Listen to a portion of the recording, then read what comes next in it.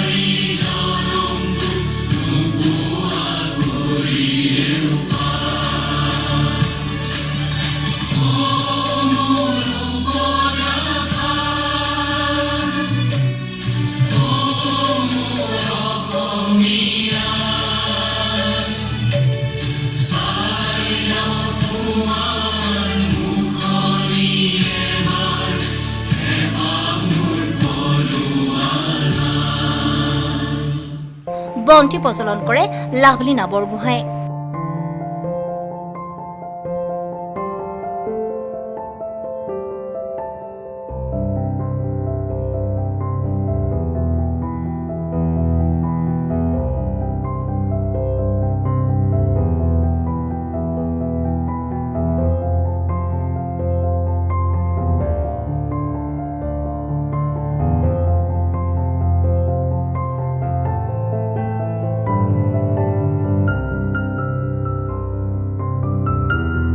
মুখ্যমন্ত্ৰীকে ধৰি বহুতো মন্ত্ৰী বিধায়ক উপস্থিত বিধানসভাৰ অধ্যক্ষ বিশ্বজিৎ দৈমাৰী। এই পৃথিৱীত এক ক্ৰিয়াংকন গীত পৰিৱেশন।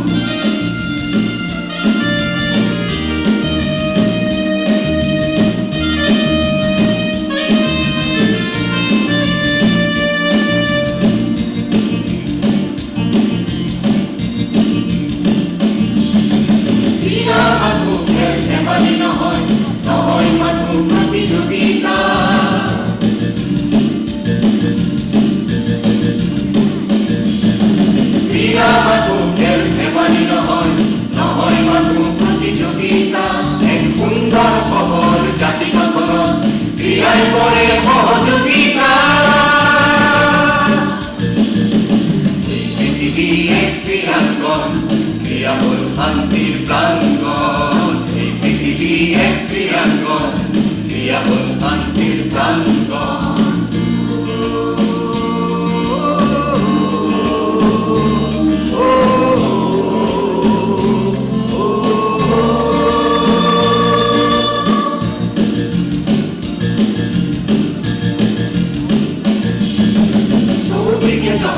ভাঙনের চিন্তা মূল্যবোধর বঞ্চন, চৌদিকে যত ভাঙনের চিন্তা মূল্যবোধর বঞ্চন। নিয়মানুবর্তী ক্রিয়াবিদে করেন অনন্ত জ্যোতিরে অধ্যয়, অনন্ত জ্যোতিরে অধ্যয়, অনন্ত জ্যোতিরে অধ্যয়। এই পৃথিবী এক ক্রিয়াঙ্গন, ক্রিয়াবল শান্তির প্রাঙ্গন। গুৱাহাটীৰ শ্ৰীমন্ত শংকৰদেৱ কলাক্ষেত্ৰত অলিম্পিয়ান অসম কন্যা লাভলীনা বৰগোহাঁইক অসম চৰকাৰে আনুষ্ঠানিকভাৱে সম্বৰ্ধনা জনায়। টকিঅ' অলিম্পিকত বক্সিঙত ব্ৰঞ্জৰ পদক লাভ কৰি অসম তথা দেশলৈ গৌৰৱ কঢ়িয়াই অনা লাভলীনা নতুন প্ৰজন্মৰ বাবে এক আদৰ্শ। ক্ৰীড়ামন্ত্ৰী বিমল বৰাই লাভলীনাকে ধৰি মঞ্চত উপবিষ্টসকলক গামোচাৰে আদৰণি জনায়। ক্ৰীড়ামন্ত্ৰী বৰাই আদৰণি ভাষণ প্ৰদান কৰে। অনুষ্ঠানত লাভলীনাৰ বক্সিঙৰ জয়যাত্ৰাৰ ওপৰত নিৰ্মিত এক তথ্যচিত্ৰ প্ৰদৰ্শন কৰা হয়। আৱেগত চকু সেমেকি উঠিল অসমৰ আইৰণ গাৰ্ল লাভলীনাৰ। অনুষ্ঠানত লাভলীনাৰ সুযোগ্য পিতৃ আৰু মাতৃকো সম্বৰ্ধনা জ্ঞাপন কৰা হয়। এই অনুষ্ঠানত অসম চৰকাৰৰ পৰা 1 কোটি টকাৰ চেক প্ৰদান কৰে মুখ্যমন্ত্ৰী আৰু ক্ৰীড়ামন্ত্ৰীয়ে। সম্বৰ্ধনা গ্ৰহণ কৰি ভাৰত গৌৰৱ লাভলীনাই অতি আৱেগিক ভাষণ প্ৰদান কৰে। তেওঁ অসমবাসীক ধন্যবাদ জ্ঞাপন কৰে আৰু আগন্তুক পেৰিছ অলিম্পিকত সোণৰ পদক আনিব বুলি মন্তব্য কৰে। অসমৰ গাঁৱত লুকাই থকা ক্ৰীড়া প্ৰতিভাক উলিয়াই আনিবলৈ তেওঁ সকলো পক্ষকে আহ্বান জনায়। এই সফলতাৰ বাবে লাভলীনাই পিতৃ আৰু মাতৃক কৃতজ্ঞতা জনায়।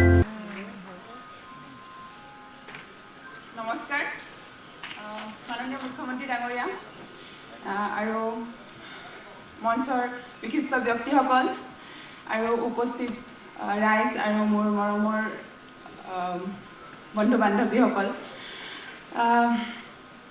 আজি প্ৰথমেতো মই সকলোৰে ওচৰত মাফ খুজিছোঁ যে মই গ'ল্ড মেডেল লৈ আহিব নোৱাৰিলোঁ। গোটেই অসমে মোৰ কাৰণে যেনেদৰে মোৰ কাৰণে প্ৰাৰ্থনা কৰিছিলে, সকলোৰে যি আশা কৰিছিলে মোৰ গ'ল্ড মেডেলৰ, সেই গ'ল্ড মেডেলটো মই আনিব নোৱাৰিলোঁ। কিন্তু তথাপিও মই দেশৰ কাৰণে এটা মেডেল লৈ আহিলোঁ। সেইটোৰ কাৰণে মই সুখী যে মই খালী হাতে নাহিলোঁ। আপোনালোকৰ মৰম চেনেহতে আৰু আপোনালোকৰ প্ৰাৰ্থনা, মোৰ ঈশ্বৰৰ ওপৰত বিশ্বাস আছিল আৰু আপোনালোকৰ যিদৰে মোৰ কাৰণে প্ৰে কৰিছিল,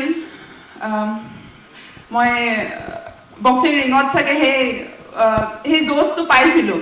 সকলোৱে যেনেকৈ অসমৰ মানুহে মোৰ কাৰণে প্ৰাৰ্থনা কৰিছিল, চাকি বন্তি জগাইছিলে, মই সেই সময়ত ইমানেই বেছি জোচ পাইছিলোঁ যে মই একবাৰৰ কাৰণেও ভবা নাছিলোঁ যে মই মেডেল লৈ আহিব নোৱাৰিম আৰু সেই মেডেলটো গ'ল্ডেই হ'ব মই ভাবিছিলোঁ।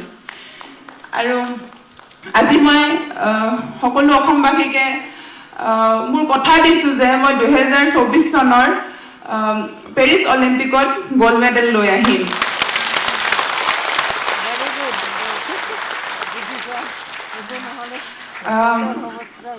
ষ্ট্ৰাগলৰ কথা ক'বলৈ গ'লে গোটেই এই জাৰ্ণিটো বহুত দীঘলীয়া জাৰ্ণি আছিল মোৰ কাৰণে। কিন্তু মোৰ লক্ষ্য ৰাখিছিলোঁ যে মই অলিম্পিকৰ মেডেলটো অলিম্পিকত জয়ী হৈ আহি আমাৰ অসমৰ আৰু আমাৰ দেশৰ নাম উজ্বলাব লাগিব। সেইটো কাৰণে এই জাৰ্ণিটোত যিমানো ষ্ট্ৰাগল আহিছিলে মই ভাগি পৰা নাছিলোঁ আৰু মই সদায় এটাই লক্ষ্য ৰাখিছিলোঁ যে মই মোৰ নিজৰ এইমটোত মই তেনেকৈ হ'লেও মই পূৰা কৰিম। প্ৰথমে মই মোৰ মা দেউতাক মই ধন্যবাদ জনাইছোঁ যে মোৰ এই গোটেই দীঘলীয়া জাৰ্ণিটোত মাহঁতে মোক মা দেউতাৰ যিখিনি ছাপৰ্ট, সেই ছাপৰ্টখিনিৰ অবিহনে মই আজি অলিম্পিকত গৈ চাগে মেডেল বুটলিব নোৱাৰিলোহেঁতেন। মাহঁতে যিখিনি ষ্ট্ৰাগল কৰিছিলে সেইখিনি মই দূৰৰ পৰা দেখিছিলোঁ, কিন্তু মাহঁতৰ লগত মই সেই ষ্ট্ৰাগলত সংগী হ'ব পৰা নাছিলোঁ, কাৰণ মোৰ অকল লক্ষ্য আছিল অলিম্পিকৰ। মই মাহঁতৰ লগত সেই ষ্ট্ৰাগলত লগ দিব বিচাৰিছিলোঁ, কিন্তু মই তথাপিও পৰা নাছিলোঁ। সেইটো কাৰণে মই মা দেউতাৰ ওচৰতো মই মাফ খুজিছোঁ। কিন্তু মই ভাবিছোঁ চাগে এতিয়া মাহঁতে সেই দুখৰ টাইমটো এতিয়া পাৰ হ'ব, মই আৰু মাহঁতক আৰু গৌৰৱান্বিত কৰিম আৰু আগন্তুক সময়ত আৰু মই মেডেল আনিম।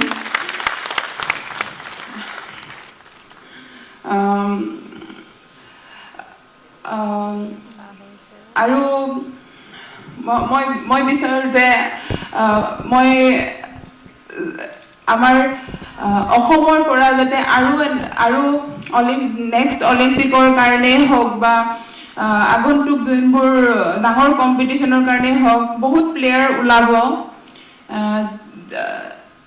আমাৰ যোনখিনি গাঁও অঞ্চলত বহুত টেলেণ্ট আছে, এই টেলেণ্টখিনি যদি ওলাই আহে, আমাৰ ঘৰে ঘৰে যদি সকলো ল'ৰা ছোৱালীয়ে স্পৰ্টছত আহে, স্পৰ্টছৰ অকল পঢ়াই যে কেৰিয়াৰ বনে এইটো নাভাবি স্পৰ্টছতো যে কেৰিয়াৰ বনাব পাৰি, আমাৰ নিজৰ দেশৰ নাম উজ্বলাব পাৰি, সেই কথাটো যাতে বুজি পায়। আৰু মই আমাৰ অসম চৰকাৰে যেনেদৰে সকলো ক্ষেত্ৰতে সহায় কৰি গৈছে, যেনেদৰে আমাৰ অসমখন খেলৰ এখন ৰাজধানী বনাব বিচাৰিছে, সেইটো নিশ্চয় সম্ভৱ হ'ব যদি আমাৰ গাঁও অঞ্চলৰ ল'ৰা ছোৱালীখিনি, যিখিনি এতিয়া গোটেই ভাৰততে কৈ আছে যে আমাৰ নৰ্থ ইষ্টৰ পৰা ইমান টেলেণ্ট ওলাইছে। অলিম্পিকতো মেৰী কম হওক, মীৰাবাই চানু হওক, ময়ো অলিম্পিকৰ পৰা মেডেল লৈ আহিছোঁ। আমাৰ নৰ্থ ইষ্টত বহুত টেলেণ্ট আছে, কিন্তু এই টেলেণ্টখিনি যদি উলিয়াব পাৰে, মোৰো এতিয়া এইটোৱে প্ৰচেষ্টা থাকিব যে মই মোৰ লগতে আৰু যাতে বহুতো প্লেয়াৰ উলিয়াব পাৰোঁ আৰু আমাৰ অসমৰ নাম যাতে আৰু উজ্বলাব পাৰোঁ।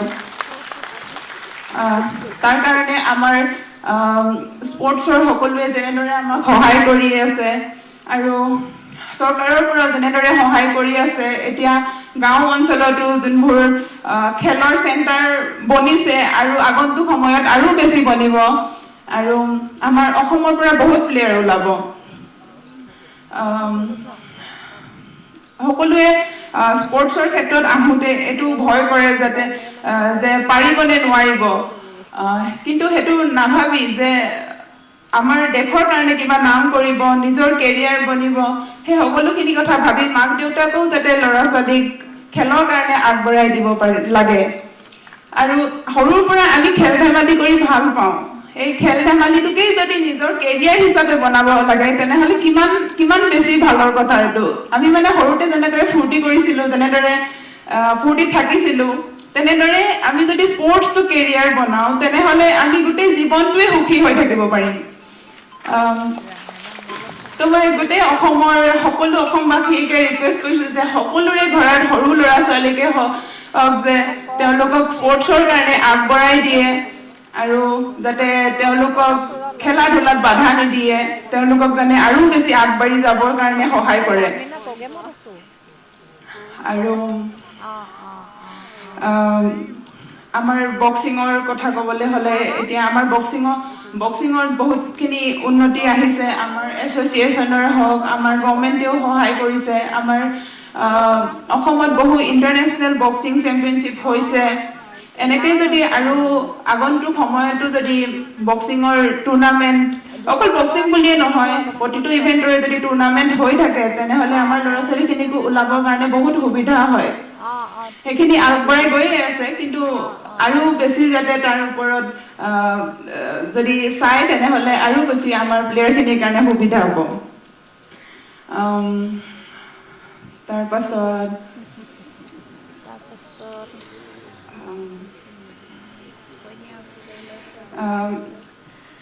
মোৰ এই জাৰ্ণিটোৰ কিছুমান কথা মনত পৰে।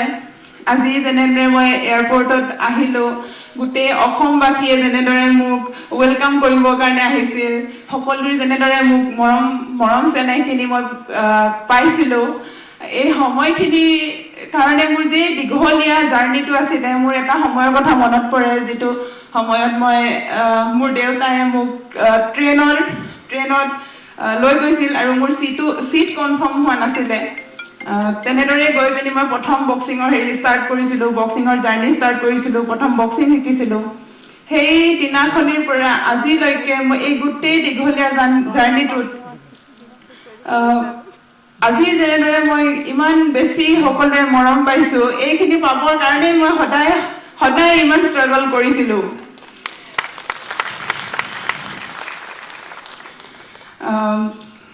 আৰু অসমবাসীকতো মোৰ আজি শব্দই নাই কেনেদৰে মই ধন্যবাদ কওঁ। তেওঁলোকে যেনেদৰে মোৰ কাৰণে মৰম চেনেহ মোক আগবঢ়াই গৈছে, যাতে আগন্তুক সময়তো এনেদৰে মোৰ কাৰণে মৰম চেনেহ আগবঢ়াই যাওক। মই আৰু আগবাঢ়ি যাম আৰু আমাৰ অসমৰ নামো উজ্বলাম। আৰু মোৰ লগতে আমাৰ অসমৰ বহুতো প্লেয়াৰক যাতে মই উলিয়াবৰ কাৰণে চেষ্টা কৰিম সকলোৰে সহায়ত।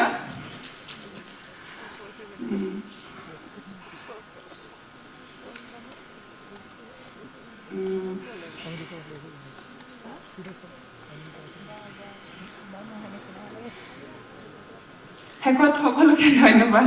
Thank you. এইখিনিতে মই ক'ব বিচাৰিম যে মোক কোৱাৰ অভ্যাস একেবাৰে নাই।